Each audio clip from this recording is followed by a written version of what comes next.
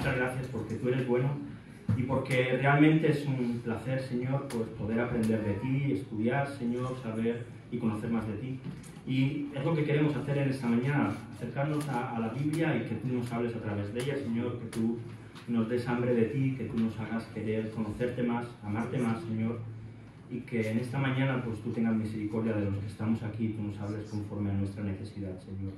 Tú eres un Dios multiforme que trata a cada uno según lo que necesitamos, Señor, y gracias por eso, por fijarte, Señor, gracias por haber venido a esta tierra, no hoy por nosotros, y ahora te presentamos pues esta predicación para que tú la dirijas, Señor, y que tú puedas hablar a nuestra vida.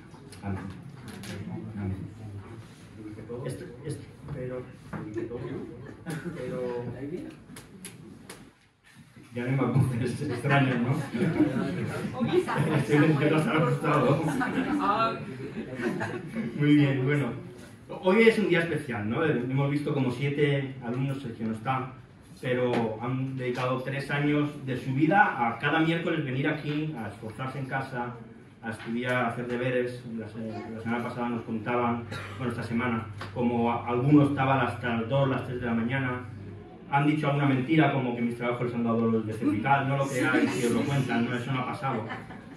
Pero, y cuando pensaba en ¿de qué predico? ¿No? Y en mi cabeza pensaba, bueno, vamos a hacer como un poco de promoción del seminario, y yo pensaba en un bosquejo de qué cosas buenas tiene estudiar la Biblia, prepararse, formarse y tal, pero no conseguía que eso cuadrara en mi cabeza, ¿no? Y no conseguía pues, focalizarlo.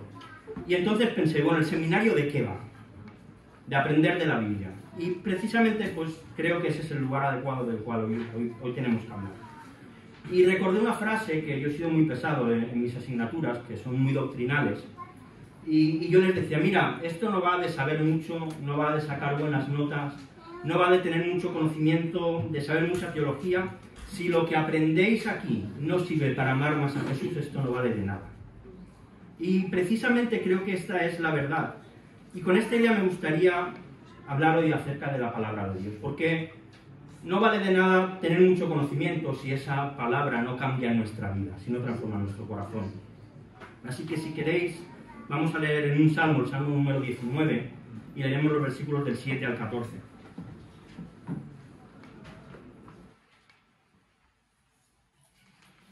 Este es un salmo, mientras lo buscáis, salmo 19, del 7 al 14, es maravilloso.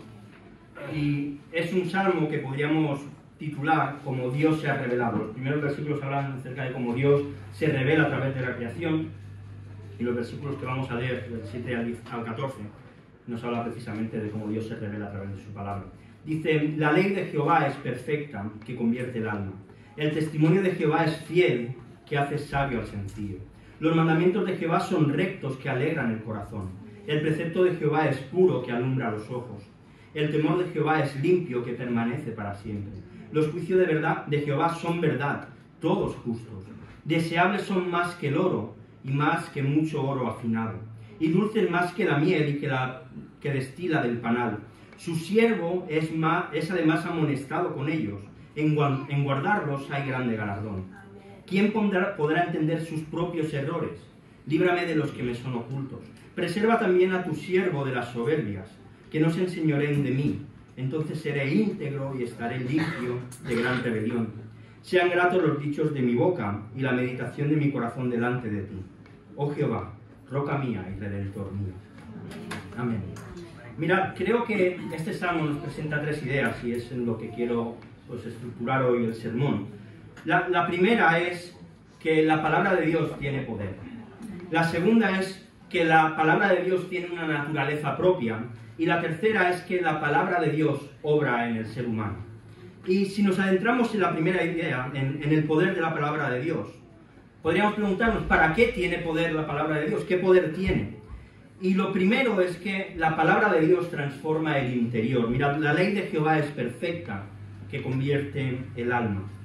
Vivimos en un mundo imperfecto, en un mundo lleno de dolor, de desesperación, de ansiedad, de egoísmo, de dramas, de problemas. Y cada uno de aquí podríais salir aquí y explicar alguna situación que habéis vivido y que os ha causado dolor. Todos hemos pasado por dolor, todos hemos pasado por momentos difíciles, y es normal porque vivimos en un mundo corrupto por culpa del pecado. Así que las cosas que Dios hizo buenas al principio, el ser humano se encargó de estropearlas y que esto trajese cosas malas para nosotros. Es un mundo imperfecto, pero la palabra de Dios es lo contrario. La palabra de Dios es perfecta. Y mira, algo que es perfecto, lo que quiere decir es que no tiene ningún defecto y que en ello no hay ningún error. Y cuando la palabra de Dios se presenta de una manera correcta, tiene el poder de cambiar el corazón y el alma de una persona. Lo transforma. Mira, uno de los peligros que creo que el cristianismo tiene hoy actualmente es el de querer suavizar la palabra de Dios. Algunos dicen, mira, hay que enfatizar el amor, hay que explicarle a la gente que Dios les ama por encima de todo. Hay otros que dicen, no, lo que hay que enfatizar es la justicia de Dios, que la gente sepa que si no creen en Él, se van a ir al infierno. Hay otros que dicen, no, hay que hablar acerca de que Dios es un Dios tolerante y que cualquiera se pueda acercar a Él. Pero yo me pregunto, si la palabra de Dios es perfecta y nosotros lo creemos, ¿por qué hay que endulzarla? Si ella ya es perfecta de por sí, ¿por qué nosotros tenemos que intentar aportar nuestras ideas a algo que es perfecto? ¿Qué necesidad tenemos de intentar hacer que el Evangelio sea más atractivo de lo que ya es? Mira, creo que un error que cometemos a veces a la hora de evangelizar es de poner demasiado foco en nuestro testimonio. No digo que cuando evangelizamos está mal hablar de lo que Dios ha hecho en nuestra vida, pero lo verdaderamente importante no es lo que a mí me ha pasado, sino lo que Jesús hizo en la cruz. Porque cuando nosotros evangelizamos, lo que buscamos no es que la gente sea como nosotros. Queremos que sean como Jesús. Queremos que le sigan a Él. Y claro, lo hacemos con buena intención. Pero a veces eso puede ser una distracción para la persona a la que le estamos hablando. Y es que el mensaje de Jesús lo encontramos en la Biblia y no necesita ningún adorno.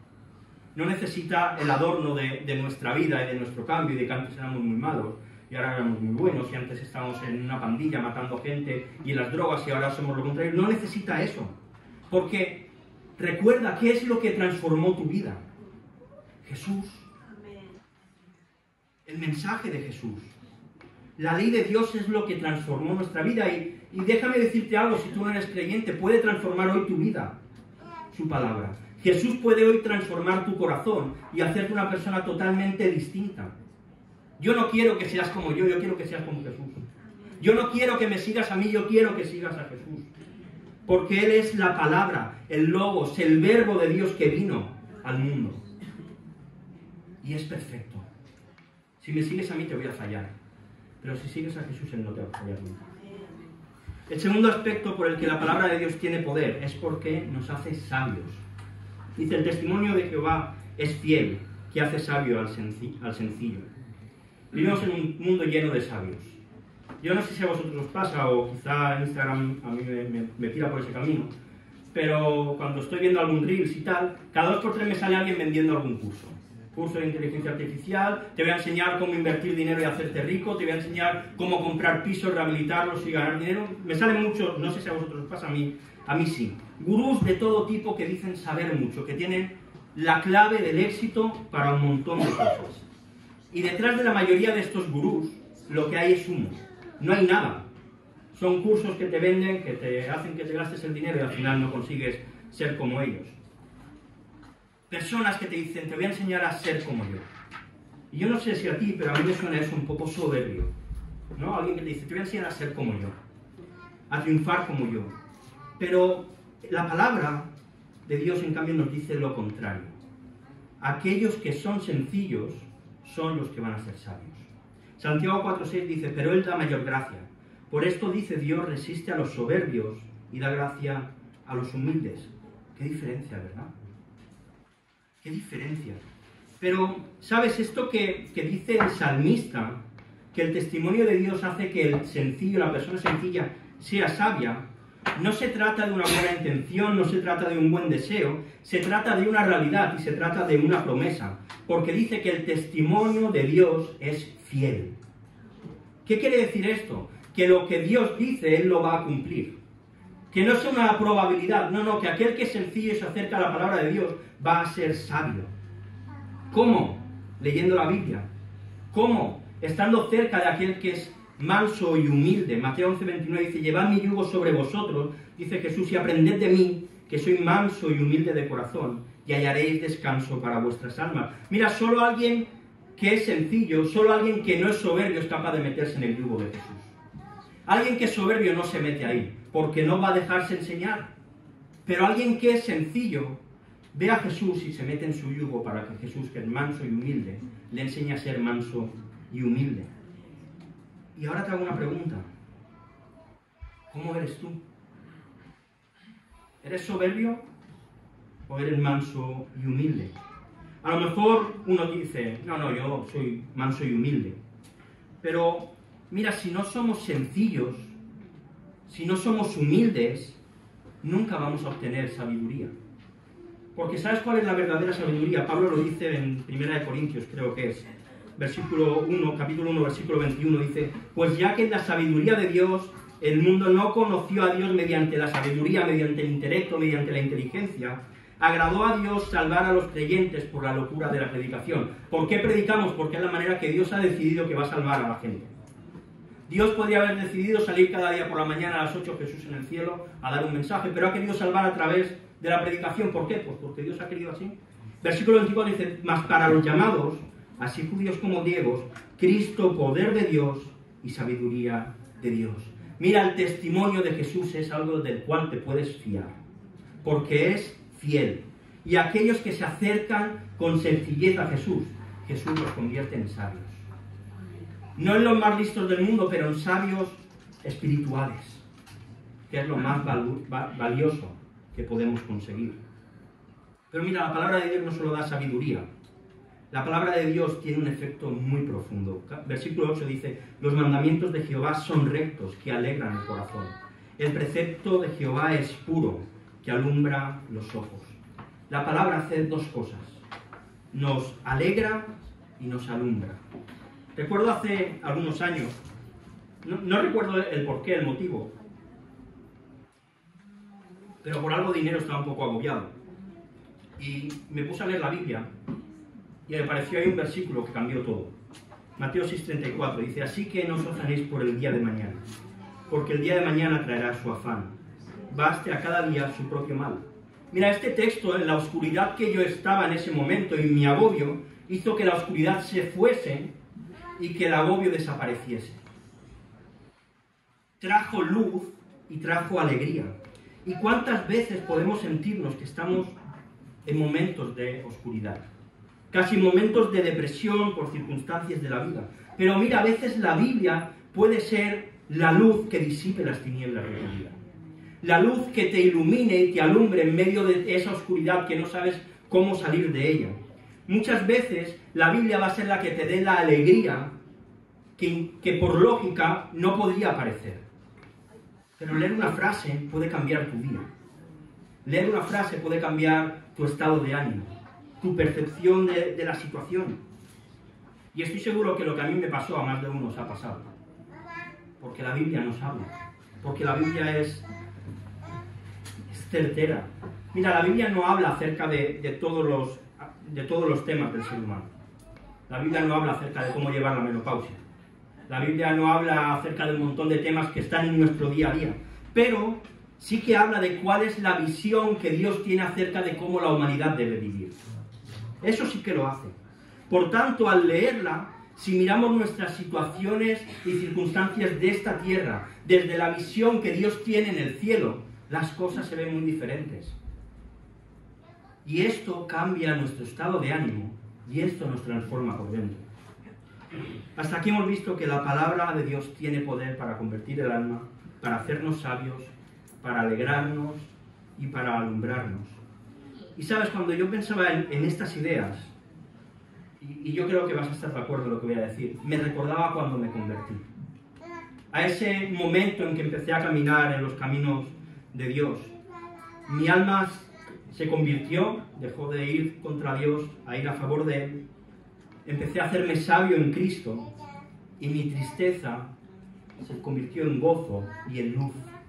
Estos versículos presentan a la perfección esa primera etapa que cualquier creyente de verdad ha experimentado. Pero la palabra no solamente tiene poder, la palabra tiene una naturaleza propia. Y la primera de sus características es que la palabra de Dios es justa. El versículo 9 dice, el temor de Jehová es limpio, que permanece para siempre. Los juicios de Jehová son verdad, todos justos. ¿Qué quiere decir esto de que los juicios de Dios son todos justos? Pues que la Biblia comparte esta característica de que Dios es justo y la Biblia es también exactamente igual. Dice Wayne Grudem, un teólogo, que la justicia de Dios quiere decir que Dios siempre actúa de acuerdo con lo que es recto y que Él mismo es la norma final de lo que es recto. Repito, la justicia de Dios quiere decir que Dios siempre actúa de acuerdo con lo que es recto, es decir, que Dios siempre hace las cosas de la manera que se tienen que hacer, y que Él mismo es la norma final de lo que es recto, es decir, si yo quiero saber qué es recto, tengo que mirar qué es lo que dice Dios, porque Él es el que decide lo que es recto y lo que no. Y mira, muchas veces creo que intentamos entender lo que es justo o lo que es recto en base a la comparación que hacemos con otros. Yo me acuerdo cuando era pequeño y estudiaba, y yo llegaba con un 6 a mi casa y yo sabía que eso iba a caer un poquito de bronca. Entonces yo siempre llegaba con el argumento de, pero es que el otro ha sacado un 5. Yo he sacado un 6, pero el otro un 5. Y mis padres me decían, me da igual lo que hayan sacado los otros, tú no tienes que sacar un 6. Pero también pasaba lo contrario, a veces llegaba con un 8 y iba contento y me decía, ¿cuánto ha sacado el otro? Si yo siempre perdía, no sé por qué siempre perdía. Pero cuando nos comparamos con otro, es fácil ser justos.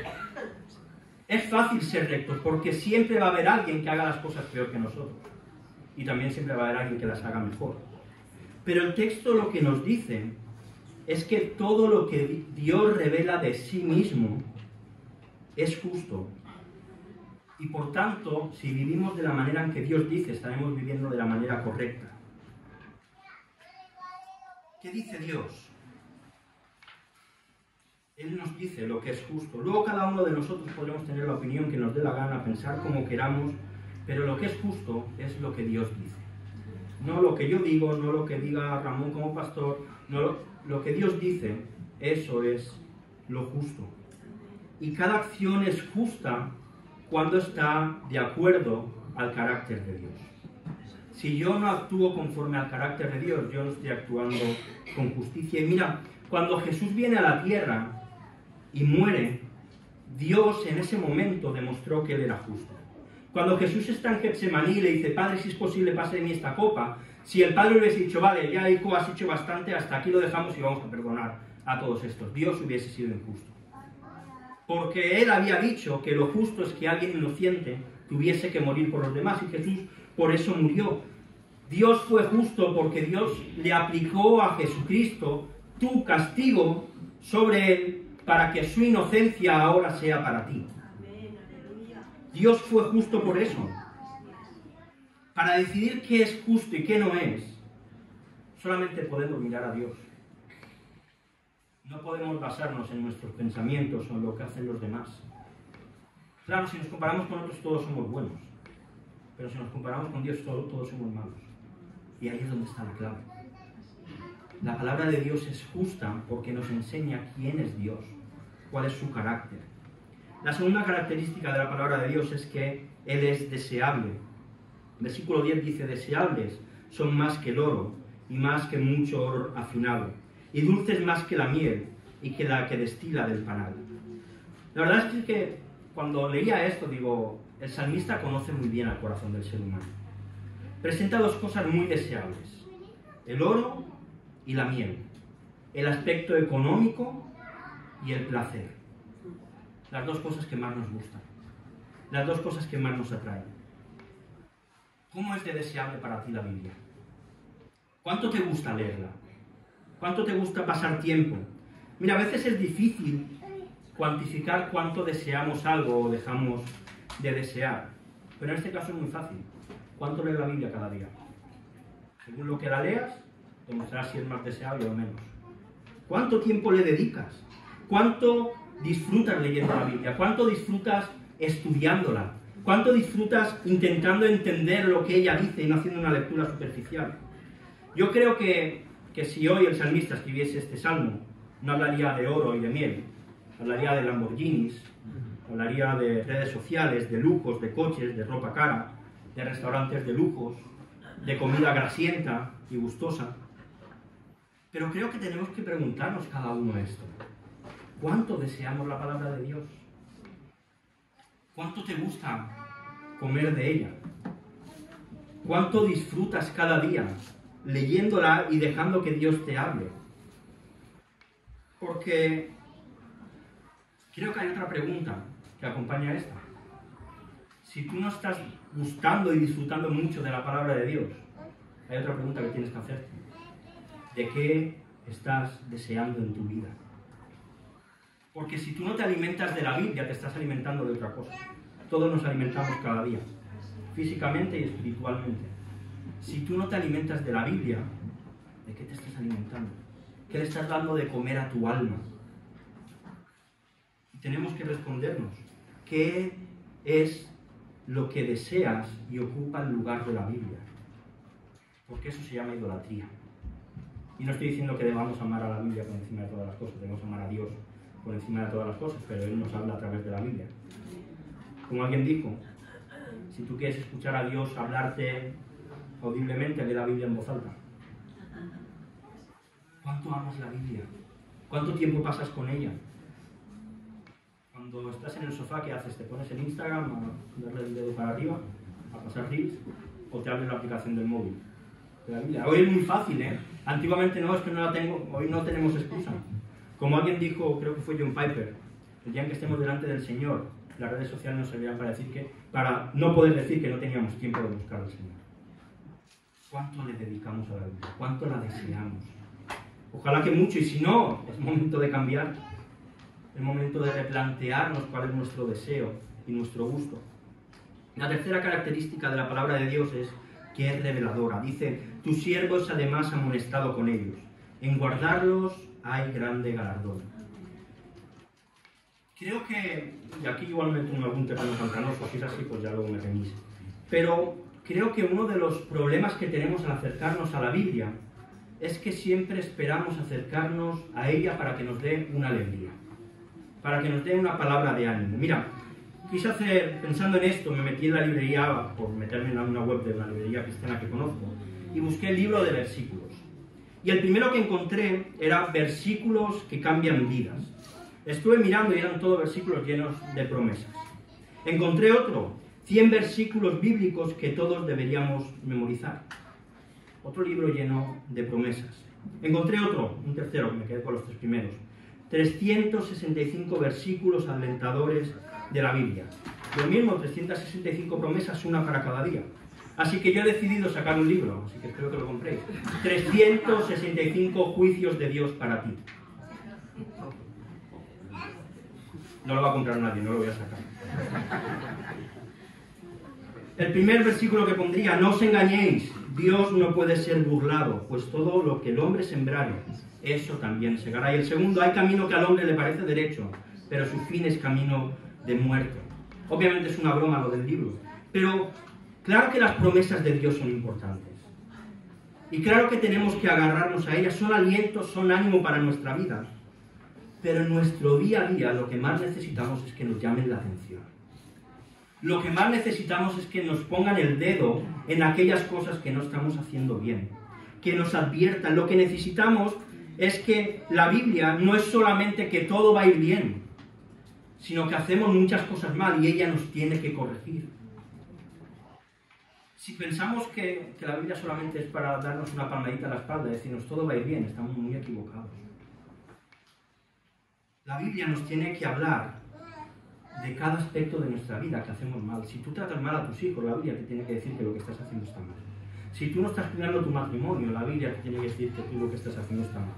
Si tú eres un mal trabajador, la Biblia te tiene que decir que lo que estás haciendo está mal. Y así, con todo lo demás, necesitamos que la Biblia nos amoneste, que nos llame la atención, que revele nuestro pecado, que nos enseñe y que nos corrija.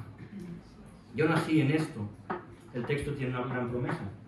En guardarlos hay grande galardón. Por tanto, cuando hablamos de la naturaleza de Dios, encontramos lo mismo en la Biblia. Dios es justo, su palabra es justa. Dios es deseable, su palabra es deseable. Dios es revelador, y su palabra es revelador. Y al pensar en estas tres características, pensaba también en la vida cristiana. Y me recordaban a esa época de pasión. esa época que yo creo que todos hemos experimentado después de convertirnos, que leíamos la Biblia y al entender lo que Dios decía, nos llevaba a vivir una vida de temor, una vida reverente delante de Dios, que la Biblia era lo más deseable de nuestro día, que nos levantábamos y lo primero que queríamos era leer la Biblia, que teníamos un ratito en cualquier sitio y lo que hacíamos era coger la Biblia, porque era lo más deseable para nosotros, y que además nos corregía, y lo aceptábamos de buen grado. Estos versículos me recuerdan a esa pasión como cristianos y que tengo la sensación, al menos conmigo, que se ha perdido esa pasión. Yo no sé si tú sigues siendo tan apasionado de la Biblia, pero si no, vuelvo a decir, tenemos la oportunidad de empezar a cambiar hábitos de nuestra vida para serlo. Pero la Biblia no solo tiene poder y tiene una naturaleza diferente a cualquier otro libro, sino que la Biblia puede hacer una obra en aquel que la lee. Y la primera obra que hace es hacernos reflexionar. Dice, ¿quién podrá entender sus propios errores? Líbrame de los que me son ocultos. Si yo te preguntara, oye, ¿hay algo que yo haga mal? Quizá a la cara, si no tienes mucha confianza conmigo, no me lo dirías.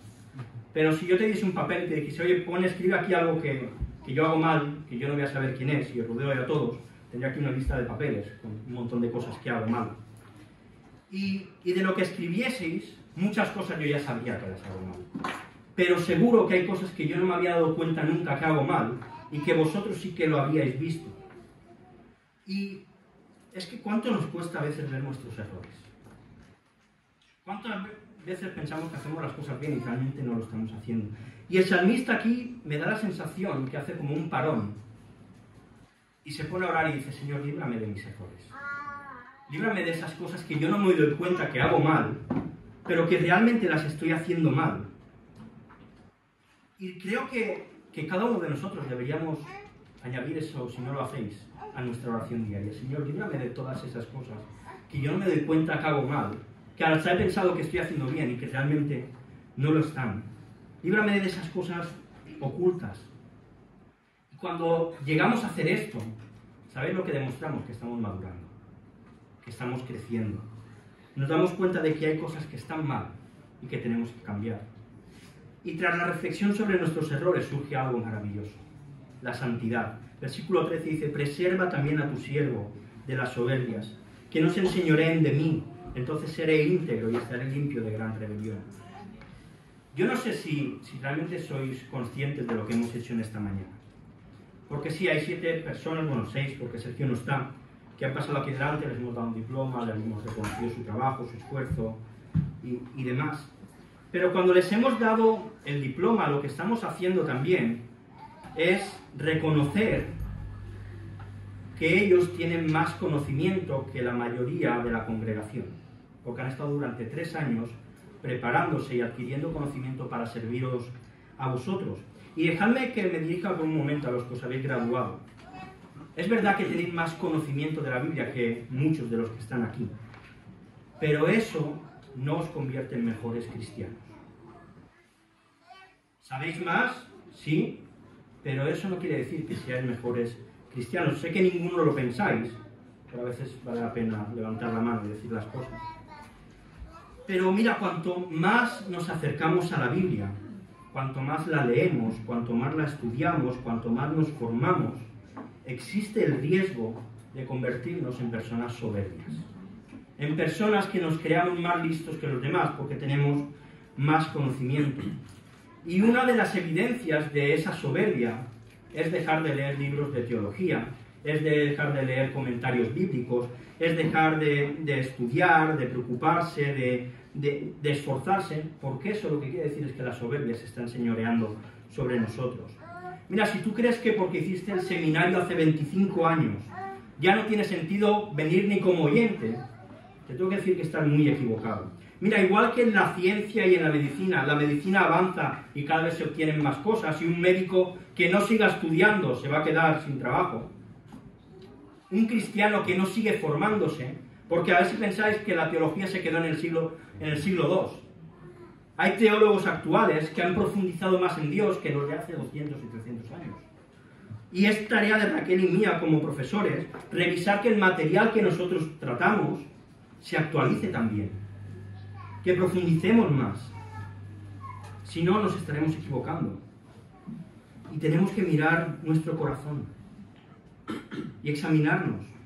El conocimiento que yo tengo me hace creer que soy más que los demás. Cuidado con esto. Porque si es así, necesitamos decir lo que dice el salmista. Preserva también a tu hijo de las soberbias, que no se enseñoren, que no mande sobre mí la soberbia. Entonces seré íntegro y estaré limpio de gran rebelión.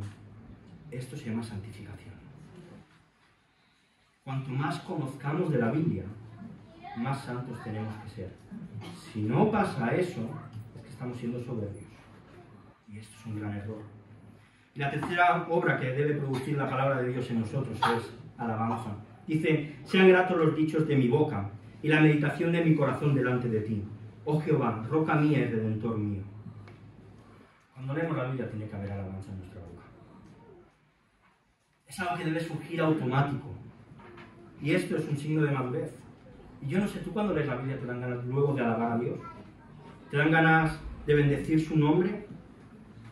Una de las cosas que a veces puede ser difícil, pero que tenemos que aprender a hacer, y no digo que sea fácil, es cuando leo la Biblia, de qué manera el texto que estoy leyendo me invita a mirar hacia Jesús.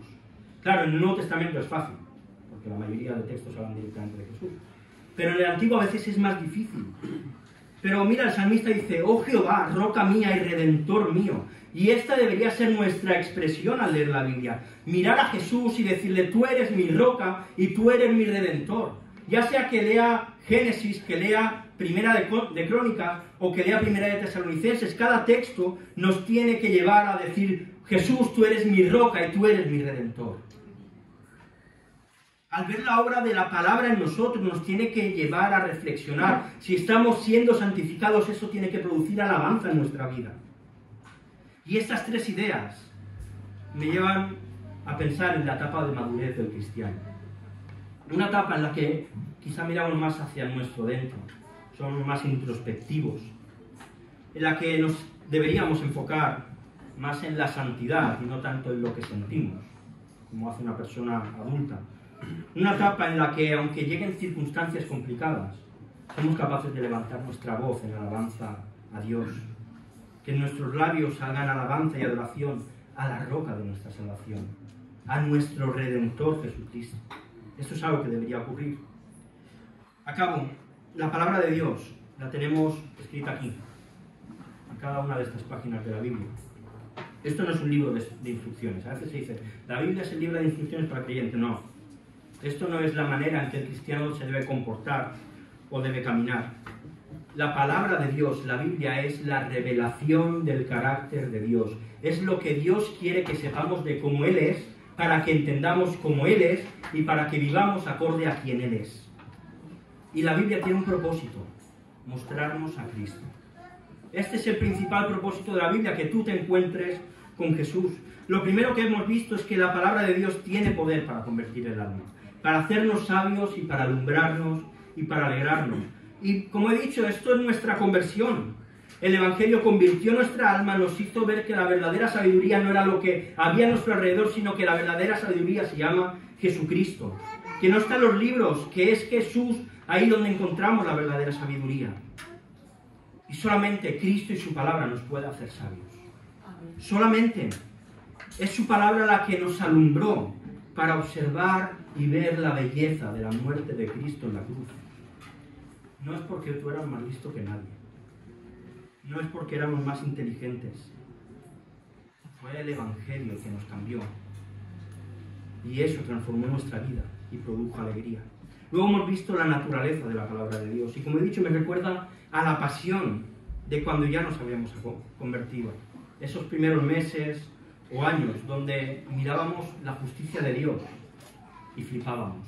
Nos quedábamos asombrados viendo eso, donde la Biblia era sabrosa, era gustosa, la leías y decías, esto es maravilloso, necesito más y más y más.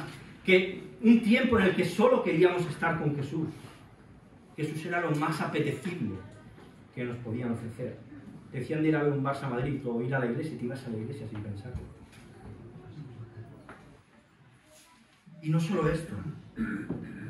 nos recuerda cómo la Biblia fue moldeándonos, fue cambiándonos, fue revelando cosas de nuestro interior, nos mostraba nuestros errores, cómo empezamos a amar los mandamientos de Dios, a hacerlos no como una obligación, sino como una muestra de amor a aquel que nos había salvado. Y por último, la palabra de Dios nos demuestra también nuestra etapa de madurez, un tiempo quizá más reflexivo. Los fuegos artificiales no duran para siempre. Es la realidad. En nada de la vida los fuegos artificiales duran para siempre.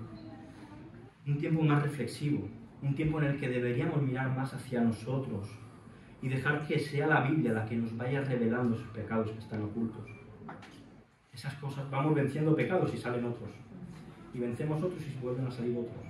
Y dices, ostras, yo antes no era así, no, sí que lo eras, no te había dado cuenta aún, pero sí que lo eras. Y en nuestra madurez la santidad crece. La palabra se encarga de ir haciéndonos cada vez más como Jesús. Nos lleva a entender que en esta vida no estamos para ser felices, que estamos para ser como Cristo. Métete esto en la cabeza, no estás en esta vida para ser feliz.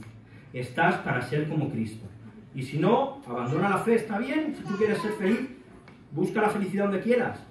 Pero estamos aquí para ser como Cristo. Este es el propósito para el cual Dios nos ha llamado, para que seamos semejantes a su Hijo. Y entender esto solamente puede hacer una cosa: producir alabanza en nuestra boca, gratitud a nuestro Salvador, adoración a aquel que ha comprado una novia santa y sin mancha y se va a encargar de que ella persevere hasta el final, hasta que vuelva a buscarlo. El que ha comenzado en nosotros la buena obra la va a perfeccionar hasta el día en que vuelva a buscarla. Vamos a orar. Señor, gracias por tu palabra y gracias porque es un tesoro tan maravilloso, y perdónanos por no valorarla ni dedicarle el tiempo que deberíamos. Señor, perdónanos por haber perdido esa pasión de querer comer de ella, de querer alimentarnos, de aprovechar cualquier minuto para leer 3 versículos. Señor, perdónanos por preferir otras cosas que sí que producen un placer, pero que no nos hacen crecer, Señor. Gracias porque tú, Jesús, que eres la palabra de Dios encarnada, viniste a este mundo para salvarnos, para morir por nosotros, para ocupar nuestro lugar. Y, Señor, tú eres nuestra roca, Señor, la roca de nuestra salvación. Tú eres nuestro Redentor y queremos alabarte y bendecirte. Señor, gracias por tu palabra, gracias por este regalo. Gracias por la facilidad que tenemos de leerla. Ayúdanos a hacerlo, Señor, a alimentarnos cada día de buen alimento para nuestra alma y no de tanta basura como consumimos, Señor. Ayúdanos a amar tu palabra, ayúdanos a amarte a ti, Señor. Y queremos alabarte y bendecirte por lo que tú has hecho en nuestra vida, Señor. Amén.